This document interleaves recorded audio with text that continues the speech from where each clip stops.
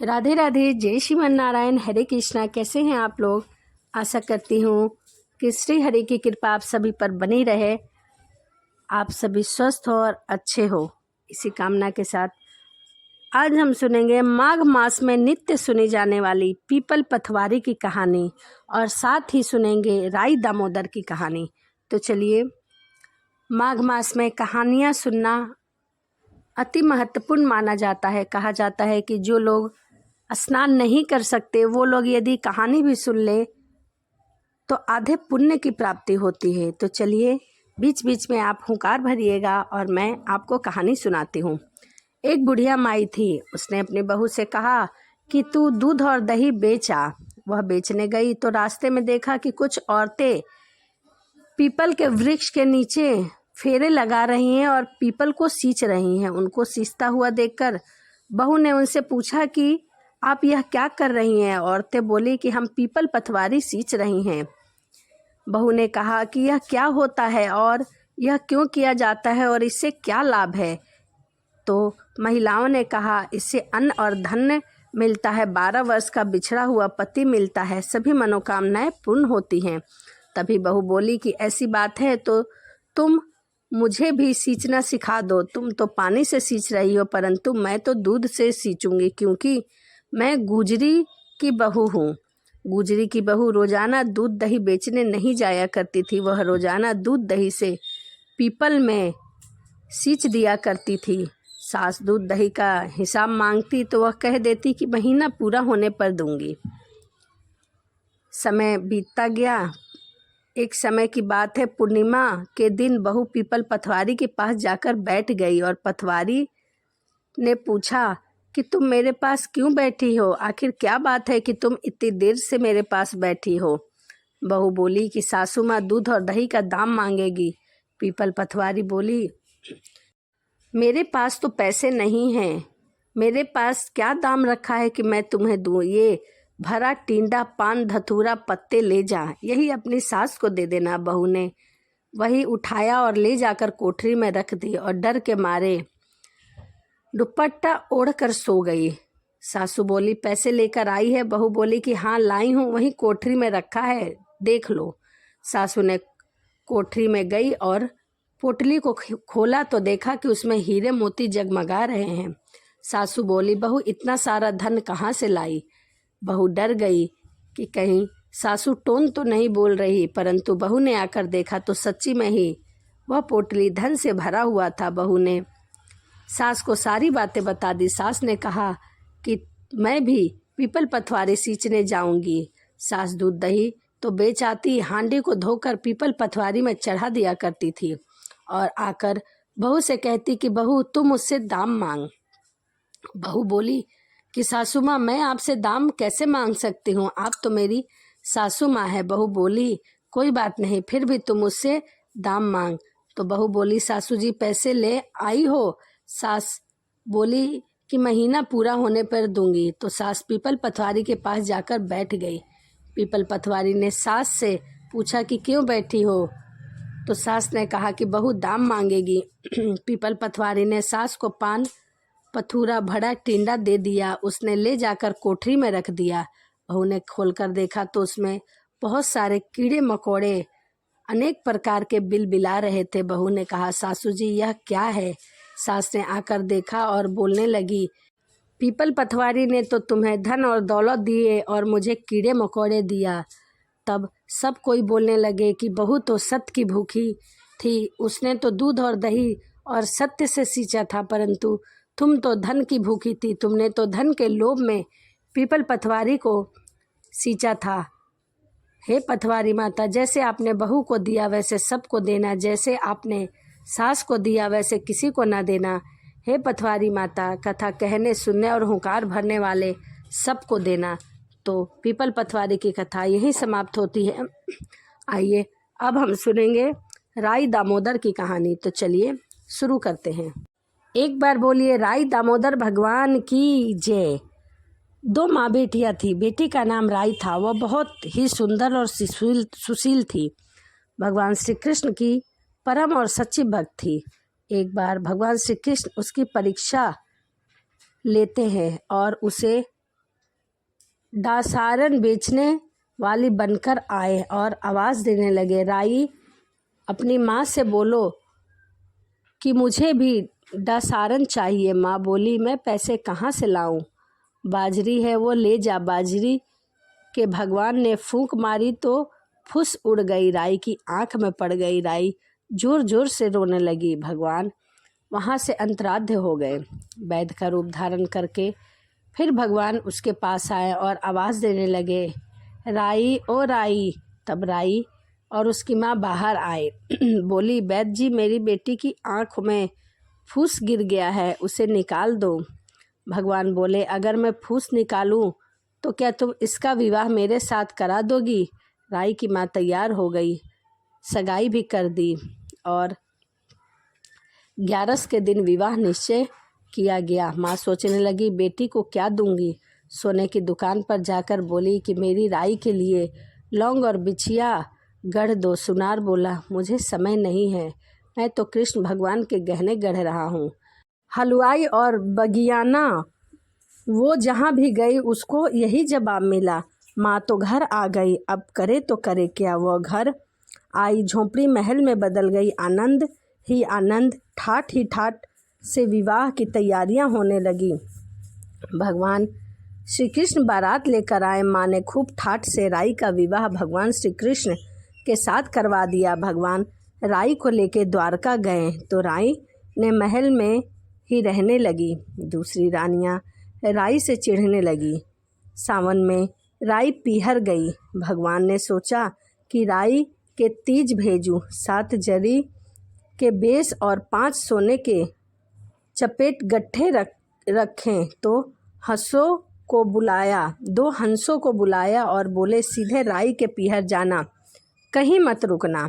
राधा रुक्मिणी को पता चला तो उन्होंने उन 2 हंसों को अपने महल में बुला लिया और कहा, थोड़े मोती चुग लो।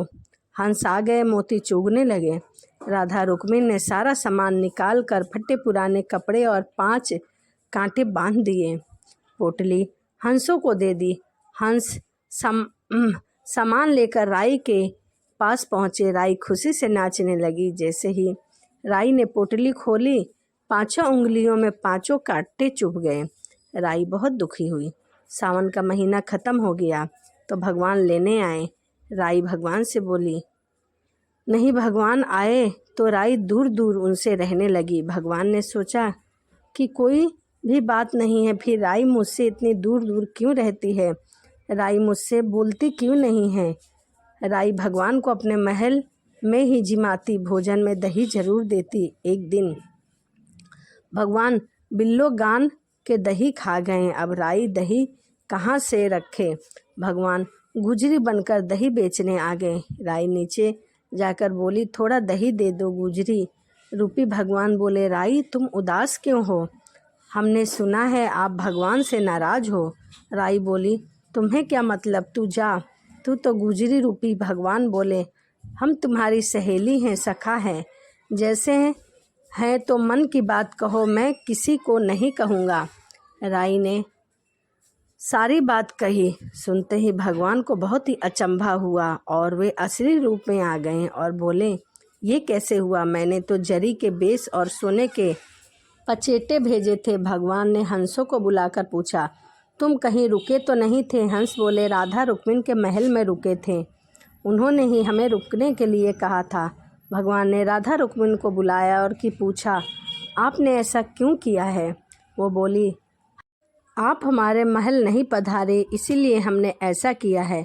भगवान बोले, आप हमको प्रेम से बुलाते तो हम जरूर आते। फिर भगवान बोले कि माघ के महीना राई को दूंगा 5 दिन, 25वां राधा रुक्मिणी को और 11वां सत्यभामा को दूंगा। भगवान ने सबको मान और सम्मान दिया। भगवान राधा रुक्मिणी राई को मान दिया, वैसे सबको देना, घटती को पूरी करना, पूरी का प्राण छोड़े जो भूल चूक माफ़ करना, कथा सुनने, कहने और हुंकार भरने वाले की सभी मनोकामनाएं पूर्ण करना। तो यह माघ मास में सुनी जाने वाली राई दामोदर की कहानी थी।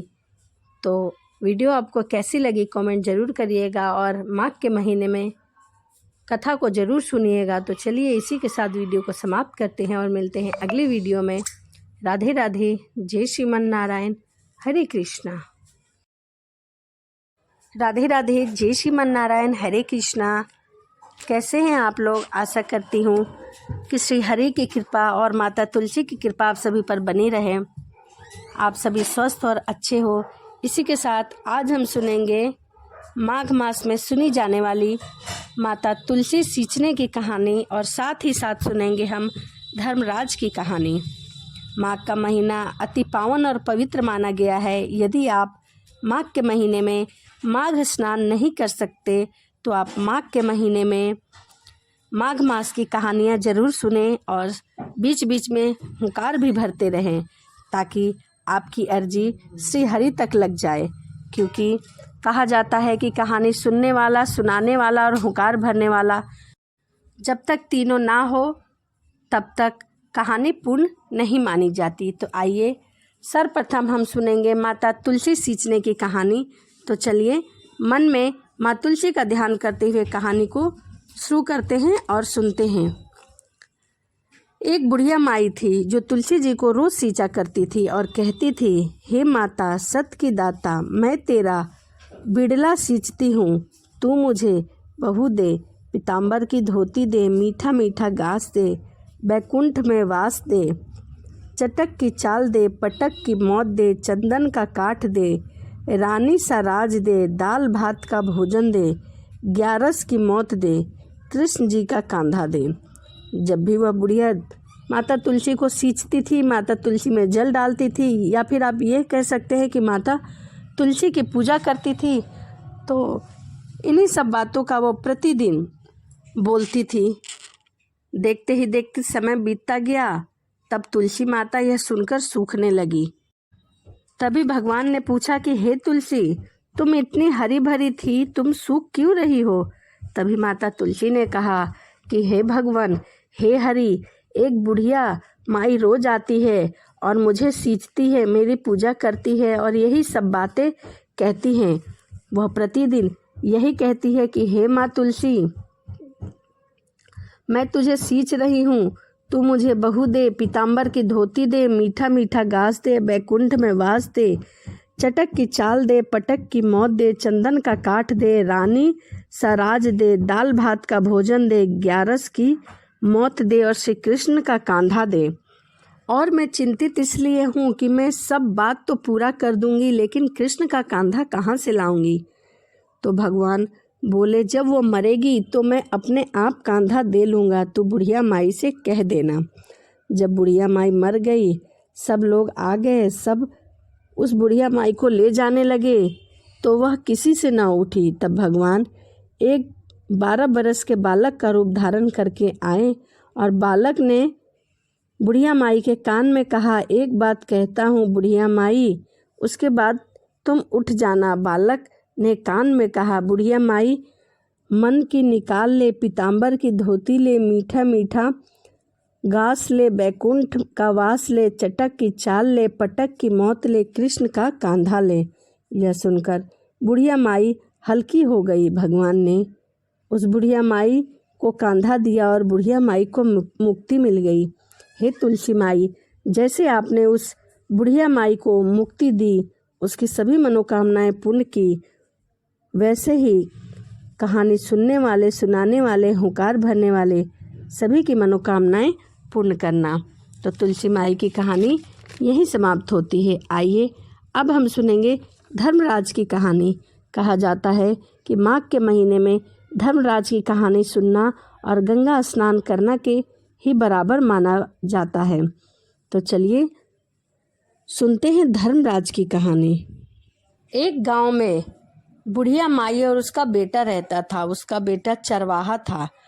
बुढ़िया की हालत बहुत खराब थी। अत्यंत गरीबी के कारण वह 2 वक्त की रोटी भी बहुत मुश्किल से मिलती थी। माँ बेटे जैसे तैसे जीवन काट रहे थे। अब उसका बेटा बड़ा हो गया था। बूढ़ी माई को लगा कि बेटा भी कुछ कमाएगा तो जिंदगी सुधर जाएगी, घर पर 2 पैसे आएंगे। यही सोचकर बुढ़िया माँ ने गांव के कुछ लोगों से बेटे को काम देने की गुजारिश की। कहा, बेटा बड़ा हो गया है, इसे कुछ काम में लगा दो। लोगों ने कहा कि हम इसे गाय चराने के लिए या फिर गाय की रखवाली करने के लिए इसे काम पर रखेंगे और बदले में इसे हम पैसे देंगे। इसके बाद लड़के को गाय संभालने का काम दे दिया गया। अब जिस जगह वह लड़का गाय चराने जाता, वहीं नदी के दूसरी तरफ धर्मराज भी अपने गाय को चराने आया करते थे। वहीं से धर्मराज की एक गाय नदी के इस पार आकर रोज उस लड़के की गाय में शामिल हो जाया करती थी। दिन भर रहने के बाद जब शाम को वह नदी पार करके लौट जाती, तब एक गाय इस लड़के की गाय में हमेशा फालतू हो जाता। यह सिलसिला हर महीने चलता रहा। जब महीना पूरा हुआ तो बुढ़िया माँ ने बेटे से कहा, महीना पूरा हो गया है, जा मेहनत करके आया है। तब बेटे ने बूढ़ी माँ को उस गाय के बारे में बताया। कहा, माँ, मैं रोज गाय लेकर चराने जाता हूँ, उसमें एक गाय रोज न जाने कहाँ से आकर शामिल हो जाती है, उसे कोई छोड़ने भी नहीं आता। दिन भर वह मेरी गायों के साथ चरती है और शाम को वापस चली जाती है। तब माँ ने कहा, अब जब वो गाय शाम को वापस जाए तो तुम भी उसके पीछे पीछे चले जाना और देखना कि वह गाय किसकी है और कहाँ से आती है। अगले दिन बेटे ने ठीक वैसा ही किया जैसा माँ ने बताया था। गाय के पीछे पीछे गया तो उसने देखा कि गाय तो बैतरनी पार करके दूसरी ओर जा रही है। तो उसने गाय को आवाज़ दी और कहा कि रुको गाय माता, मैं आपके साथ चलूँगा। इतना कहकर उसने गाय की पूँछ पकड़ ली और गाय के साथ धर्मराज के पास पहुँच गया। गाय घर के अंदर चली गई। लड़का दरवाजे पर खड़ा रहा। लड़के को दरवाजे पर खड़ा देखकर नौकरों ने धर्मराज से जाकर कहा कि आज कोई कलयुग से आकर दरवाजे पर खड़ा है और वह बहुत देर से खड़ा है। लड़के को धर्मराज ने घर के अंदर बुलाया। धर्मराज ने लड़के से पूछा कि मानव शरीर लेकर यहाँ कोई भी नहीं आ सकता, तुम यहाँ कैसे आ गए? तब उसने कहा कि मैं गाय की पूँछ पकड़कर आने वाली बात बताई और कहा कि मेरी गाय के साथ आपकी गाय भी चरने जाती है तो मैं उसकी रखवाली करता हूँ। आज महीना पूरा हो गया है पर मैं अपनी मेहनत की कमाई लेने आया हूँ। धर्मराज ने उस लड़के की मेहनत के तौर पर खूब सारे हीरे मोती दिए, लेकिन वह लड़का भोला भाला था, उसे हीरे मोती का कोई भी ज्ञान नहीं था। उसने हीरे मोती की पोटली बांधी और चल दिया। रास्ते में वह चलते चलते एक बैर के पेड़ के पास उसने पोटली झटक दी। उसमें से सारे हीरे मोती वहीं गिरकर बिखर गए। बस 2-4 मोती कपड़े में ही चिपके रह गए। जब वह घर पहुंचा तो माँ ने पूछा कि बेटा रखवाली लाया है? तो बेटे ने कहा, हाँ माँ, धर्मराज ने मुझे बहुत सारे हीरे मोती दिए थे पर मैंने सब बैर के पेड़ के नीचे फेंक आया। मैं कुछ मोती चिपक कर साथ आ गए हैं। माँ ने कहा, बेटा इस धन के आने से देख हमारे घर में कितना प्रकाश हो गया। चल दुकान जाकर सामान ले आते हैं। दुकान जाकर दुकानदार को बचे हुए 3-4 मोती दिए तो दुकानदार खुश हो गया। उसने कहा, दिन भर में जितना उठाकर ले जा सकते हो उतना सामान ले जाओ। सामान आने से माँ बेटे बहुत धनवान हो गए। अगले महीने फिर लड़का गाय की पूँछ पकड़कर धर्मराज के पास जा पहुँचा। धर्मराज ने फिर उसे रखवाली के तौर पर खूब सारे हीरे मोती दिए। इस बार लड़का सारे हीरे मोती लेकर घर अपनी माँ के पास जा पहुँचा। धर्मराज से धन पाकर लड़का और उसकी माँ धनवान हो गए। दोनों ने खूब खाया पिया और मज़े किए और अब उनकी ज़िंदगी भी बहुत आरामदेह हो गई और वह बहुत अमीर हो गए। तो यह धर्मराज, बूढ़ी माँ और गरीब लड़के की कहानी थी। तो चलिए इसी के साथ वीडियो को समाप्त करते हैं और मिलते हैं अगली वीडियो में। वीडियो आपको अच्छी लगी हो तो प्लीज़ कमेंट ज़रूर करिएगा। चैनल को लाइक सब्सक्राइब ज़रूर करिए। चलिए मिलते हैं अगली वीडियो में। राधे राधे, जय श्रीमन नारायण, हरे कृष्णा।